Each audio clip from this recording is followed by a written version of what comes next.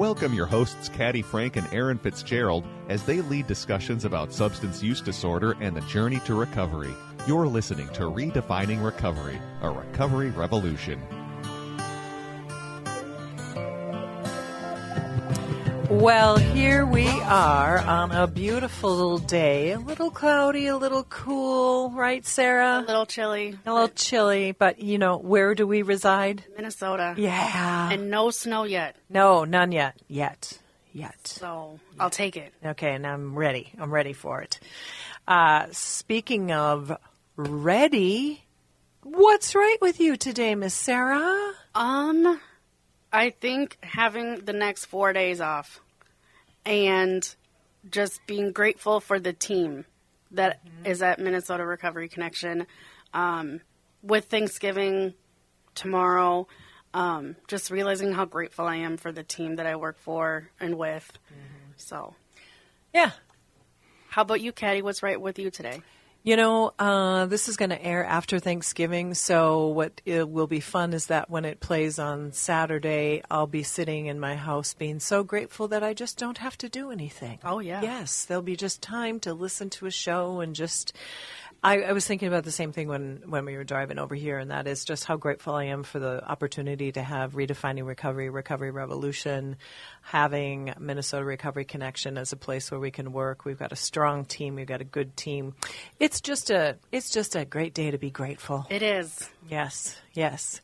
So before we get rolling along, I want to thank our generous funders, including the Patrick and Amy Butler Foundation, Otto Bremer Trust, the Sauer Family Foundation, the Hardenberg Foundation, alongside many other foundations and corporate and other spaces and places that support Minnesota Recovery Connection for this incredible journey that we get to be on, right, Sarah? Yes. She just loves coming in and I do. It's so fun. I know. She's like, I get to be really super cute and cool.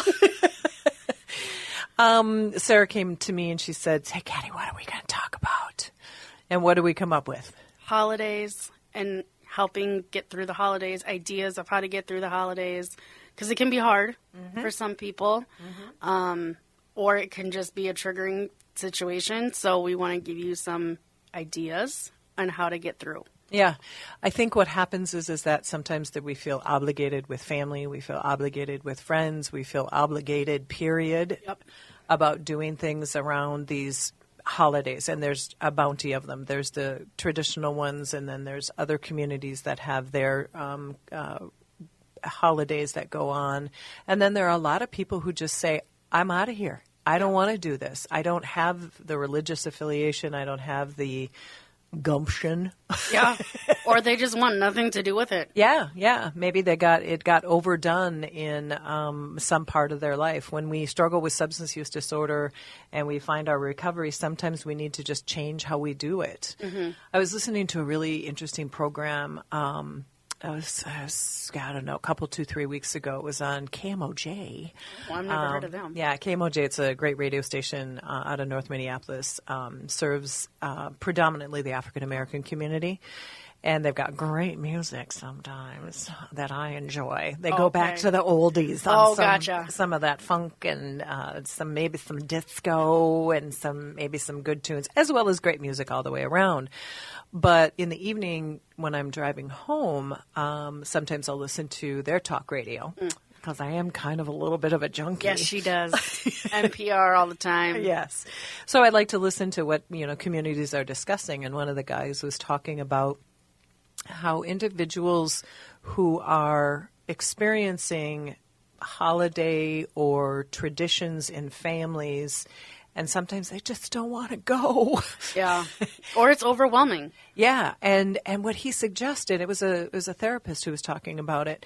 He said, what's okay is maybe if you say, hey, family, I'll see you on this particular holiday, but then on this other one, I'll send you all my love and appreciation, and if you want food or something, but I'm going to go hang out with my chosen people, chosen family, chosen community, whatever that looks like. And this particular therapist was wonderful because he said, yeah, I have these people, because I think they were in sort of a housing community, some people that struggled with maybe some mental health or co-occurring issues. they'd come back and they'd go, yeah, the family was really kind of okay. But they started talking about the other event where it was friends and chosen family. And they're like, we had so much fun and we played games and it was so great. It makes a difference. Yeah, sometimes. It makes a real difference. Have you ever done that? Have you ever kind of gone sort of outside the box with your family events or holidays? No. I do the thing with my parents and then friends. I don't know, nothing crazy. I don't know. Too different. No, not too different. Maybe in the future you will. Maybe. Could be. Yeah, because sometimes, life changes and people's being alive changes. Yes. And I know that's happened to me because in the last several years, I've lost people that have been sort of the tradition holders, and then we had COVID, which just sort of broke us all apart. Yep. Some of those traditions. Changed traditions, maybe. Yeah, it changed traditions big time. A huge change in our I call it our motley crew family. Oh, okay.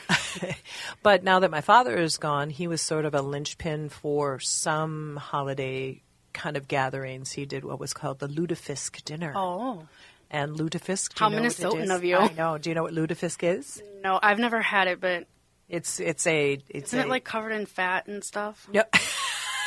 Is that what I'm thinking of? No. Oh. I don't know. I don't know. I thought it was like covered in weird stuff. Lutefisk is a kind of, I think it's cod fish that is dried and then it is hydrated. There's the word. Thank you very much. See, it takes a village. Sure does. Rehydrated in lye. And so it sort of turns into sort of a gelatiny kind of fish. Ew. Yeah, it takes a certain... Not for me. Yeah, it takes a certain... The way it's served is with a lot of butter or a lot of gravy. And I usually, when my father would serve it, I'm like, I'll take about a quarter size and I'll take about 5 tablespoons of butter and just... Because it's kind of gelatinous is how one would say it. I know people love it, but that's not for me. I know. So it takes, you got to be raised with it is what I think it is. Mm-hmm. And so he would have this event and it would bring all kinds of friends and not necessarily family together. It was all about bringing friends together. And so that tradition is now going to slip away unless I were to reignite it. I was going to say, you could make it. Yeah, I don't know that I'm up for that at this point. You and your boyfriend could eat it together. Yeah, well, no, I think we just make it lutefisk-free dinner. Oh, okay. Because I don't even know how to prepare it. I mean, it's a thing. But at the same time, if people die or move away, things change. Or people just need to take themselves away from a particular dynamic in relationships. And so when we are talking about these classic holidays, people feel the weight of it and maybe feel a little awkward. I was listening to NPR as I was driving here, and they were talking about feeling awkward. And so sometimes we feel awkward because we don't fit in or we're unsure about like knowing what I should do or shouldn't do or what's appropriate, inappropriate. And or sometimes there can be a lot of drinking. Drinking, holidays. Yeah, and what do you do with yourself in terms of those situations? So we're going to talk about for the majority of the time options. And I think the strongest message that maybe we can relay in that is you get to do your recovery and your holidays the way it works for you, right? It is, and it's a way of self-care too. Yeah. If you think about it. Yeah. Because you're doing what's right for you and what's best for you and taking care of yourself. Yeah. And not doing what other people are expecting. Yeah. Because it's those expectations that sometimes made us kind of go to places and do things that we didn't want to do. And I know in the past I would go out to family dinners. This is a long time ago. And then I'd go out to a bar and go drinking because I'm like, darn tootin', that was hard. I didn't want to do that. I'd rather be out here in the bar. That sounded so Minnesotan. Wasn't it, though? It was. So when we come back from break, we're going to hit a list that we have of different things that we can do to entertain ourselves during the holidays. See you in a bit. Redefining Recovery, Recovery Revolution. And this house needs love in it, 'cause without it there's no home. And there's one thing that I've learned through this year of being alone.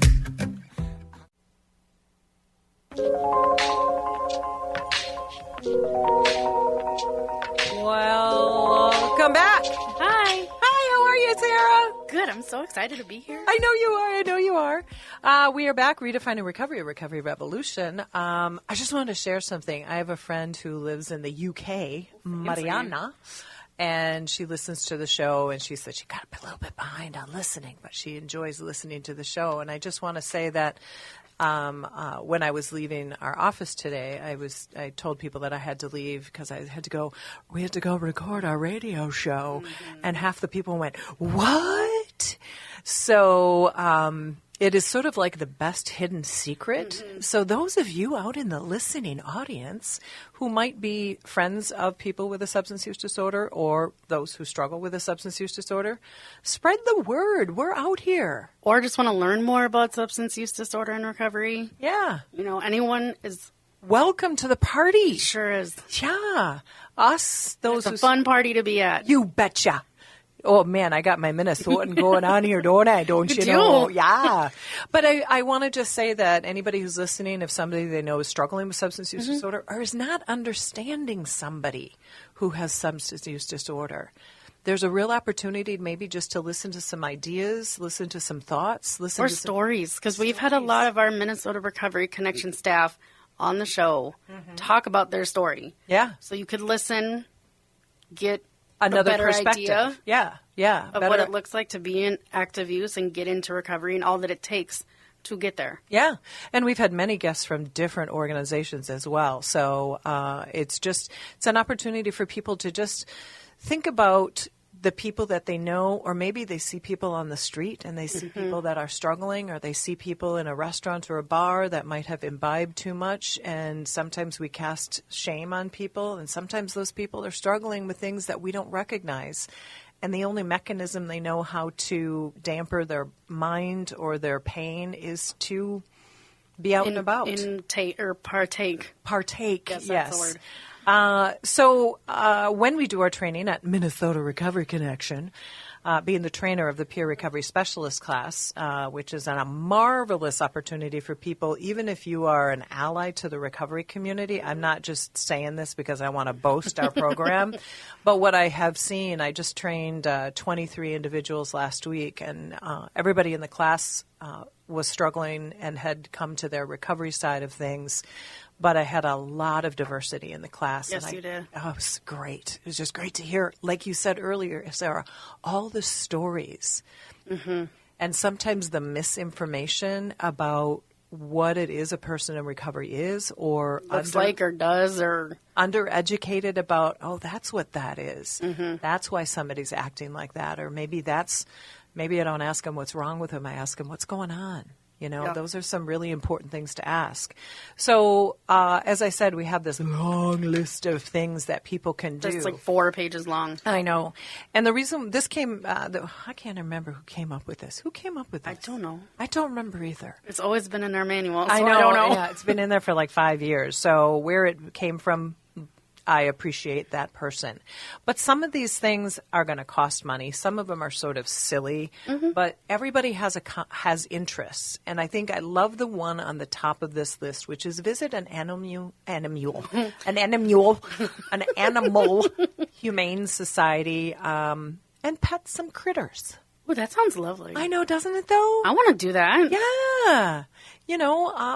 Go and just spend some time with some animals that are in a very inhospitable environment, and maybe there'll be one there that you want to maybe not take home, but know a home where it could go, or just give it some love and some care. Because they need love too. Yeah, just like we do, right, Sarah? Yeah. I know that with my cat, Gus. He always needs the love. He needs the love. Just like I do, and just like Caddy does, and just like we all do. Yeah. Everybody deserves love and to be loved. Yeah. And really where it comes in from what we can get from an animal, if you were going to do something like this, is it's unconditional. And that's where like the other side of the message is, and that is most humans want love and appreciation if we can get it, or at least just acceptance for who we are. And sometimes those of us who struggle with a substance use disorder, accepting us can be a little hard. Yes. But we still want your love. We still need it. And deserve it, just like everybody else. Yeah, and generally we love the person that might not be crazy about us, but we have a hard time showing it because maybe we're we're ashamed or we're sad or we don't feel understood, remember it's reciprocal. If you give me love, I can hopefully give it back to you. And so just remember that during the holidays. Sometimes holidays, as you said, sometimes people go to gatherings and have a good time. And if the friend that you know or the family member or the relative says, you know what, hey, it's been a great time, I'm going to take off now. Don't think they don't love you, but they're loving themselves enough to say, I need to go home now. Yeah, I'll take care of myself, and I want you to take care of yourself. So maybe give your keys to Aunt Flo. Or take a friend with you. Yeah. You know, or something that I learned when I was in treatment, make a safety plan. Yeah, exactly. Like write out a safety plan, put it in your wallet, your purse, your pocket, whatever that looks like, and just have it with you. Yeah. Have a list of people that you can call. Yeah. And this is not just for people that struggle with substance use. No, this is for anybody that might have family, friends. Yeah. Or yourself. Yeah. You know, maybe you like to go out and have a good time. Heck, you know, there's a lot of people who like to go out and party, particularly at this time of year, because there are all kind of parties to be had. Yep. Have a plan. Yep. I mean, I was driving here, and I don't know if you noticed on the boards above the freeway, it said something about have a goblet and... Oh, yeah, I saw that. Have a goblet, plan a ride. There's extra DUI enforcement. Or something like that, Yeah. I think we're getting a message out there, folks. Most importantly, we don't want people to get DWIs. I'm telling you, you don't want so one. expensive. So expensive. But more importantly, you don't want to put yourself or another person in danger. Yep. There's these things called Ubers and Lyfts and friends and family. Or just regular cabs or anything. Options, people. Yeah. So think about it in terms of how you can protect yourself and protect another human. And then also understand that if somebody who's at a gathering who isn't drinking or imbibing in whatever is going on, it's not about you. They're taking care of themselves. Yeah. And sometimes it's hard because people think, well, why aren't they drinking? Or why aren't they doing this? Or why aren't they doing that? It's like, hey, because it's not their jam anymore. And that's okay. Or they just don't like it. I mean, it doesn't, to Caddy's point, it's not just people that are struggling with substance use. Some people just don't like to drink. Yeah, yeah. They might be an individual that had a family member or family members or partners or children or parents that struggled with it. And they don't, not because they don't want to, but they're not going to because they're just saying it's just not part of me. So we'd love those people just as much. And maybe you, the one who is going to imbibe, you could ask that person for a ride home. Exactly. Exactly. Get to know them because they could be your best friend. At least for that one night. Yes. So randomly pick something on your list that sort of speaks to you. Do some painting, drawing, sketching, or doodling. It's that artistic side. Yeah. It works a different part of your brain. Yeah. Different side, part, I don't know. Yeah, different part of your brain, yes. And you get to be creative. Yeah. And who doesn't? They have so many coloring books now for adults. Oh, Lord, I have about a dozen at home. Or, you know, Caddy does diamond dotting. Because she's got one in her office Yes, that I do. gave her.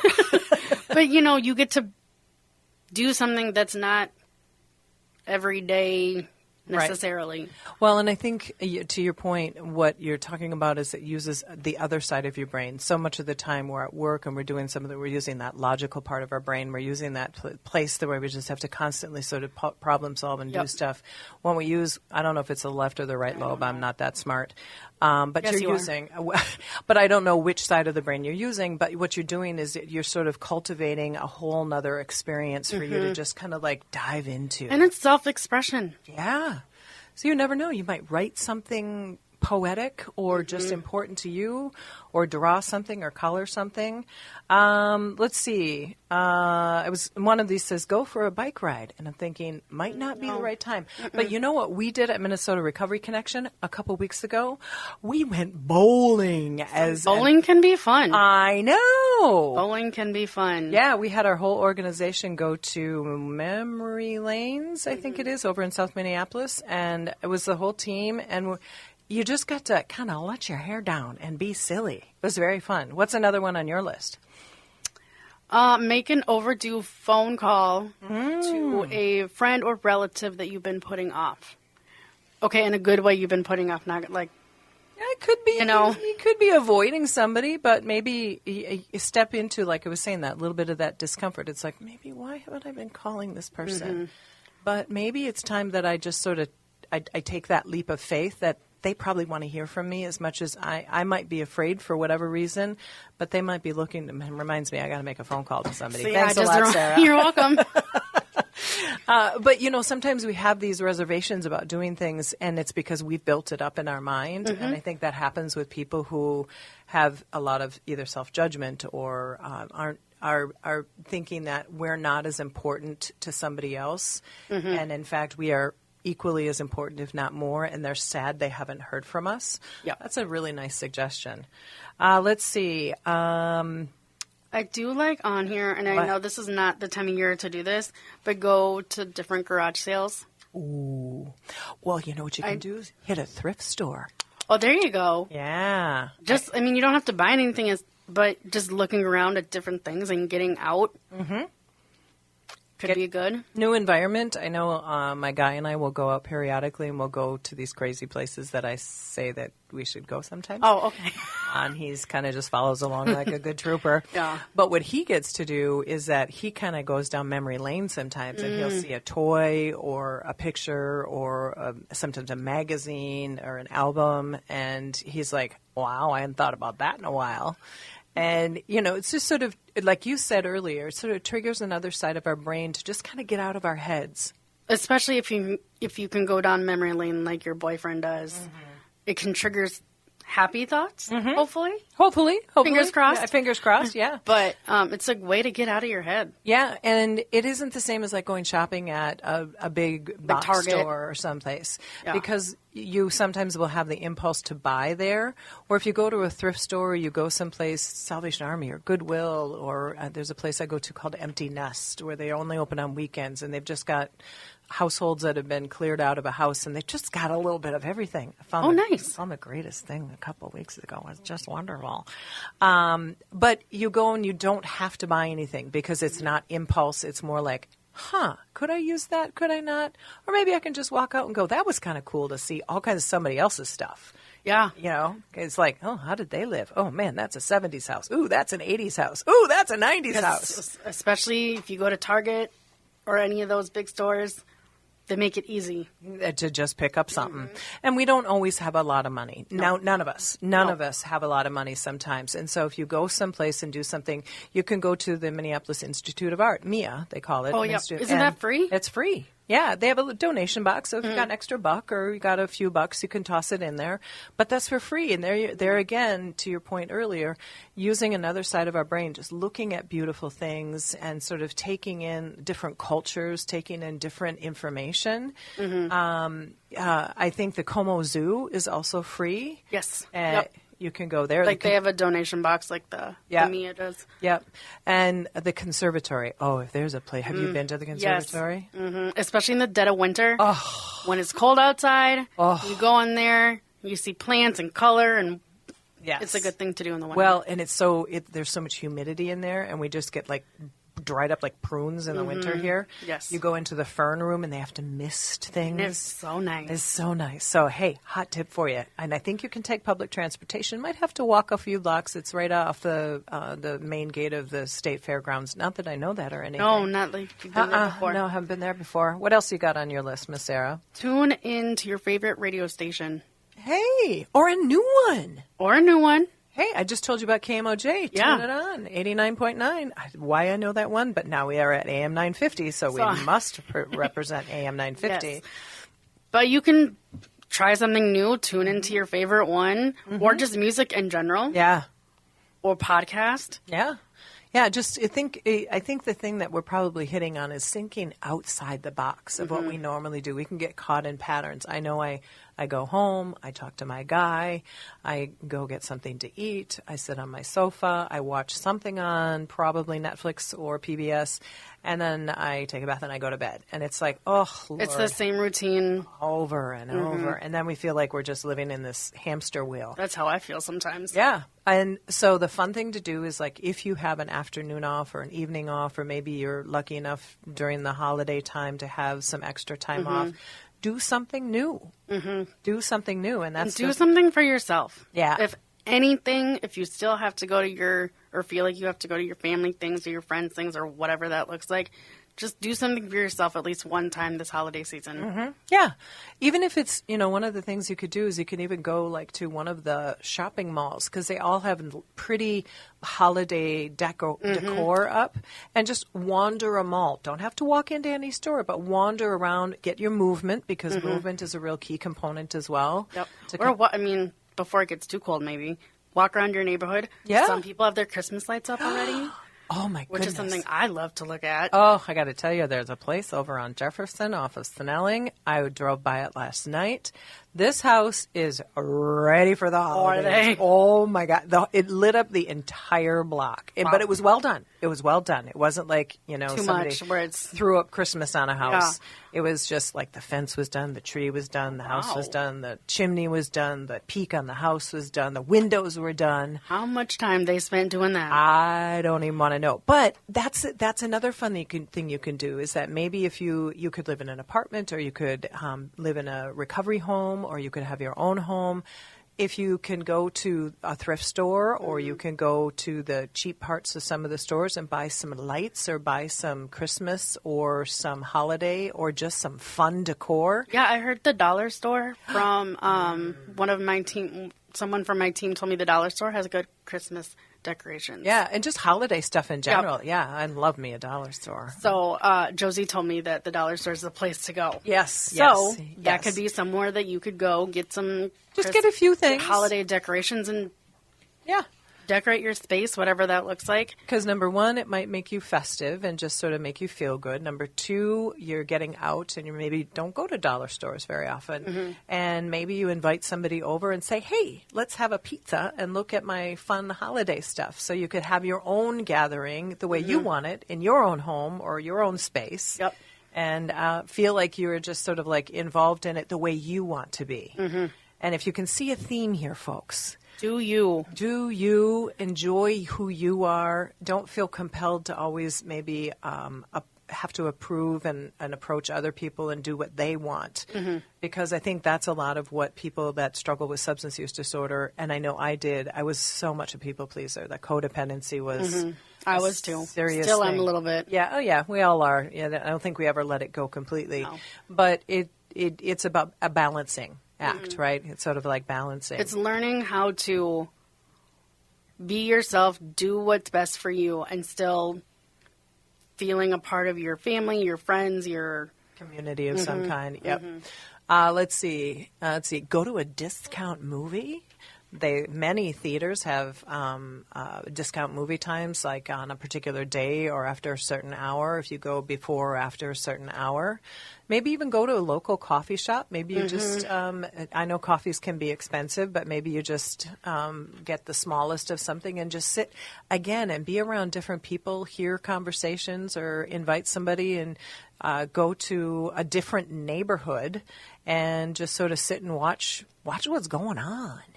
Just see what's happening in a different space. One that I like on here is eat ice cream. Eating ice cream. Yeah. And we can do a little promotion for a wonderful ice cream shop. It's called, Cold Front. It was front. I knew it was the second word. I couldn't. Cold Front Ice Cream, which is on Hamlin and Cretin.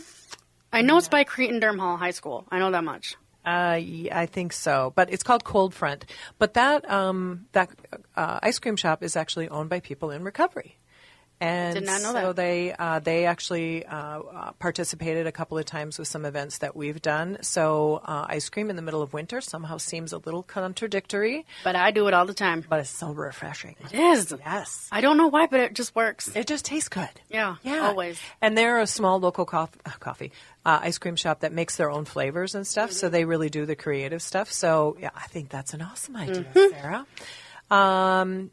Maybe I'd like this one, invite somebody over and make a pizza with friends. Oh, homemade pizza's the best. Yeah. You could just buy the pre-made pizza rounds, or you could even make them. They're very simple. Mm-hmm. Very simple. Like Pillsbury has like a dough that you just roll out on your cookie sheet. Yeah. But there again, or maybe Eric and I made tacos the other night. So want to know what I did with the tacos, though? You made taco salad? No, but I made tacos. You know what I put in it instead of minced chilies? No. jalapeno peppers. Didn't you know what you were doing? I was just moving too fast. Okay. And That's spicy for Miss Caddy over here. Well, I took a bite and I thought, have my taste buds gone to heck in a handbasket? Why is this so hot? I just put in a little bit of pepper.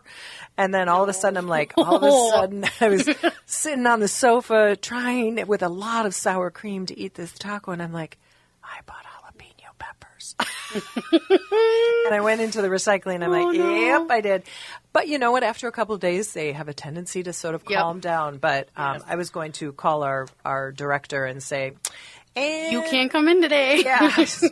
I kind of stepped into a hot one there. Oh. But you like having a community meal, but make it simple. Make a pizza, make tacos, do something. Or a potluck. A potluck, yeah. Have a potluck with some friends. Mm-hmm. Or just a friend. You bring your meal, you bring something, I bring something. Mm-hmm. Nothing has to be, super big and super out of control, because sometimes that's what brings a lot of stress onto people if they get around a lot of people. Who was it? Oh, yesterday we were having a pizza at the office, and Darnell, who you've heard on this radio show, Darnell Cox, he was talking about his family gatherings. Oh my gosh, his family is so big. I had no idea. He's talking about like 35, 40 people. I would curl up in a corner and just begin to suck my thumb. I would not be able to handle that. It's a big family. So a lot of you who have big families, and sometimes you have some anxiety, or sometimes you have some stuff that's going on with you, just, make an appearance, tell people that you appreciate them, and then go home. Did we say that at the same time? Yes, we did. But it's about, as we said, it's about taking care of yourself during the holidays, because, and this goes for anybody out there, anybody who happens to be listening to this. I know there's an enormous amount of pressure that takes place. And the idea is that we want to give you some self-care ideas with some of these things. You had said to do some art. You could take an art class. You can take community art classes someplace. Be careful to research your family genealogy. I did that and had some sort of outcomes that really kind of came out to be kind of a little bit surprising. But that's kind of a fun thing to do. You can just sort of figure out where does your family come from, or where do you know they come from, and actually just look at an atlas, look at a map, and look at all the different places around the globe. I've done that periodically, and I'm like, there's just a lot of places in the world. There are. There are. And another thing that I thought of that's not on our list in front of me, but organizing or cleaning. For sure. Because last week when I was helping Caddy do the Recovery Coach Academy, a lot of people said cleaning. Yeah, as a self-care. Or a class before, I don't know. Yeah. But cleaning, organizing, that can be a way of self-care because it's something that you control. You can see the results pretty much instantly. Yeah. And I don't know about you, Caddy, but I like being in a clean home. Yeah. Like I clean almost every week. Yeah. But just it makes me feel good. Yeah. Yeah, and some people don't know how to do it, and that's another thing. I had a life lesson take place years ago with a friend. I had a mother that had a lot of issues. She was smart, she was intelligent, she had a lot of things, but she didn't know how to do house very well. And so ultimately, I didn't know how to do house very well. Because if you don't know. You don't know, you don't know. Yeah. But when you know, you do better. That's my line in my class, given to me by Celie Dudley. I give credit where credit is due. But, if you don't know how to do something and you've got somebody who's trusted around you, it's like, hey, because I didn't know how to really clean very well. I knew how to wipe things down. I knew how to dust. And I know that might sound crazy to people, but these are taught lessons. These are things that people, or you do with somebody, and so you pick it up. Yep. It's part of the process.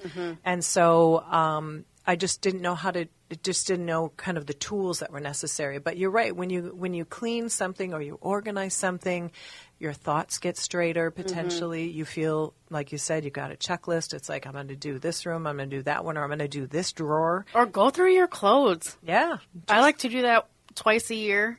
Just go through clothes and see what doesn't fit and what does, and then donate it to the Goodwill. Or you want to come to my house? I got like 3 closets. I can do that. Okay. So we're just going to keep talking about ideas around giving yourself opportunities to do things around the holiday season. So thank you for listening to Redefining Recovery, a recovery revolution. Be back in a flash.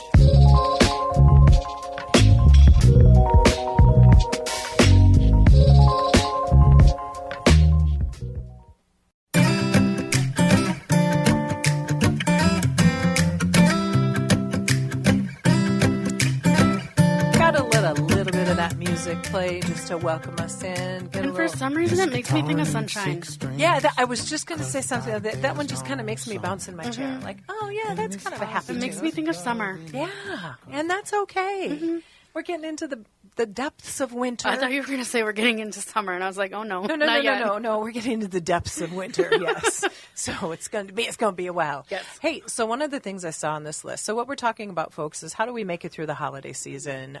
Those who struggle with their recovery and staying in recovery, those who are still in their substance use disorder and feel the pressure to either imbibe in activities that maybe they want to sort of pull back from. We want to give you some ideas on how you can just do something different. And the importance of self-care during this time of year. She's got a theme here, folks. I do, because and I do this to my team at Minnesota Recovery Connection. It is so important to take care of yourself. Because if you're not taking care of yourself, you can't show up in your life the way you want to if you're not taking care of yourself. In your best place, yeah. Yep. There's a quote I have in the class, and I probably will massacre it, but it's like, taking good care of yourself will help you be the best of you instead of what's left of you. Ooh. I know, fancy there. It is. Because sometimes when we just spend ourselves out, we come home and we are just nasty to our people around us or our neighbors or our, hopefully not our animals, because they are unconditional love. But sometimes there's just nothing left, and so we just sort of like... And then you add the pressure of holidays, because some people just don't care for the holidays. Yeah. I love them. I get so excited about them. She's kind of a Christmas geek. I am. I watch all the Hallmark movies. All the Hallmark movies. But my boyfriend, he could care less about them. Just because they're not a big deal to him. Yeah, it's just not his jam. But I love them, and so we kind of balance each other out, because he'll do holiday stuff because I want to do them. Right. And you'll do stuff that he wants to do. Yes. But I think it goes to show that you can either care about the holidays, not care about them, but just make sure you're doing what's best for you.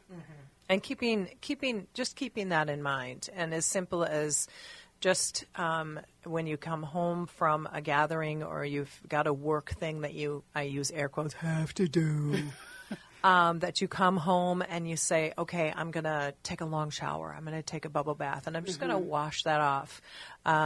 Just making sure that you just are aware of how you're doing, because those of us who have had substance use disorder in the past, myself included, I don't get too much pressure around the holidays, but I have in the past where it's just like, I got to show up and I got to be great and I got to smile.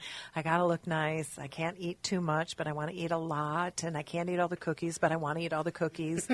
You're like, what am I doing? Self-judgment. So how can we, give you some great ideas? You found one you liked when we were on break. I did? You did. Oh, yes. So sometimes there are seasons, like usually spring and fall, there are those open houses or remodeled homes. Of the big fancy houses. The big fancy houses. But also they do one that is for inner city houses that have been remodeled and sort of brought up to snuff. Or just go to a random open house maybe. If you have a real estate friend, I did this with our wonderful real estate agent, Wanda. We took a year to find our place, and we did a lot of really cool going around. And if you're like me, and sometimes wanting to see what houses look like on the inside, it's your perfect opportunity. Yeah. And also maybe take a gander through a neighborhood that you like at dusk. I have been known to peer into, not walk onto people's properties, but I will peer in. I will do a little window hustling. Are you? I'm a little bit of a lurker on occasion. So am I. I will lurk. Well, you if you go for a walk, like you said, maybe go for a walk, or you want to take a walk in a neighborhood. Like, and if your lights on, I will.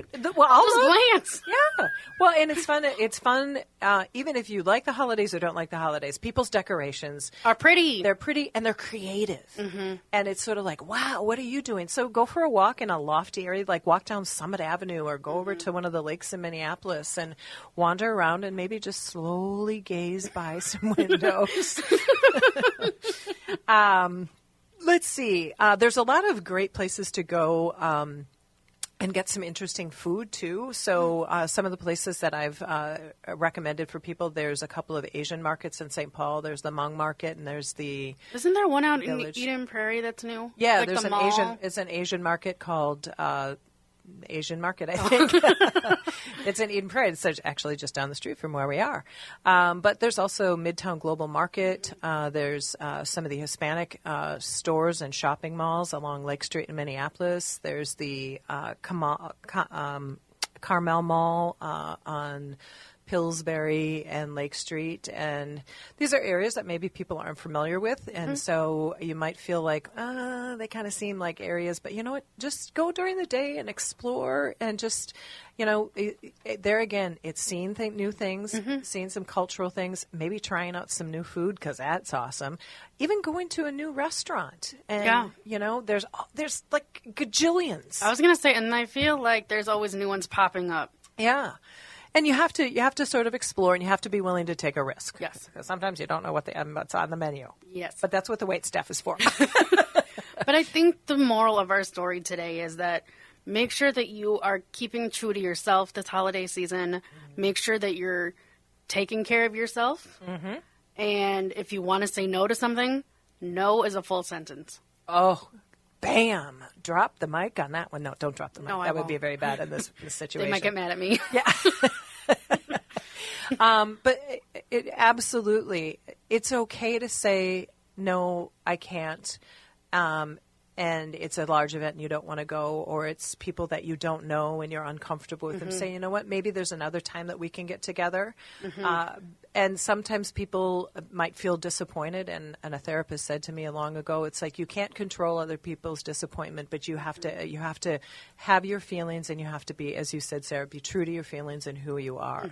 Because it makes a huge difference if you just say, I'm just not up to whatever that is today. And it's not because I don't love these humans or care for these humans, or it might not be a great thing, but I'm just not up to it. Yep. But another day I might be, and I'll make that phone call that I didn't make to somebody. And also, if you feel like you have to go to something and you still go, how is that not possibly triggering for somebody?